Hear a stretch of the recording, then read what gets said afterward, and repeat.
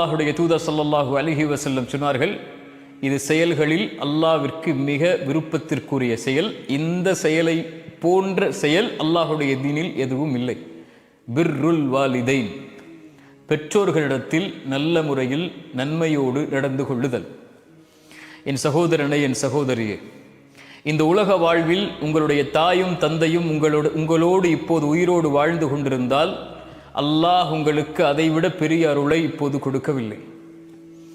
உங்களுடைய தாயும் தந்தையும் மரணித்திருந்தால், ஒன்று அவர்கள் உங்கள் மீது பொருத்தத்தோடு மரணித்திருந்தால் இந்த உலகிலும் மறுமையிலும் வெற்றிக்குரியவர்கள் நீங்கள்.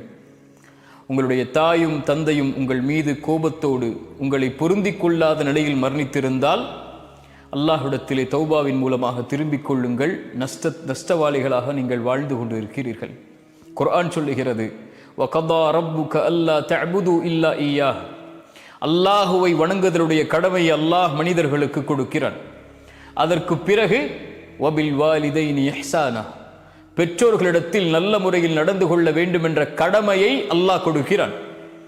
அவர்களில் ஒருவரோ இருவரோ வயதை அடைந்து விட்டால் ஃபலா தகுல்லஹுமா உஃபின், அவர்களை பார்த்து சீ என்று வெறுக்கத்திற்குரிய வார்த்தை கூட பேசாதீர்கள்.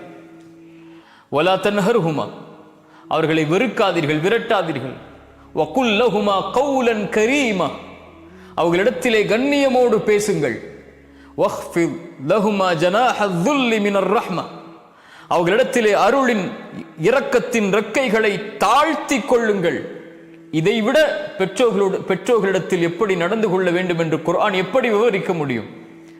அல்லாஹ்விடத்திலே கரமேந்தி பிரார்த்தனை செய்யுங்கள். வகுர் ரப்பிர்ஹம்ஹுமா கமா ரப்பயானி ஸகீரா, யா அல்லாஹ், எங்களை சிறு பிள்ளைகளாக இருந்தபோது எங்களை எப்படி இரக்கத்தோடு அன்போடு பாசத்தோடு பரிவோடு எங்களை பார்த்து கொண்டார்களோ அந்த இரக்கத்தை இந்த நிலையில் அவர்களுக்கு நீ கொடுப்பாயாக என்று அல்லாஹ்விடத்திலே பிரார்த்தனை செய்யுங்கள். குர்ஆனுடைய கணக்கிடாத வசனங்கள். அல்லாஹ் சொல்கிறான், வவஸ்ஸைனல் இன்சான பிவாலிதைஹி, பெற்றோர்களிடத்தில் நல்ல முறையில் நடந்து கொள்ளுங்கள். சிரமத்தின் மேல் சிரமப்பட்ட அந்த தாய் அவனை சுமந்திருக்கிறாள், அவளை சுமந்திருக்கிறாள்.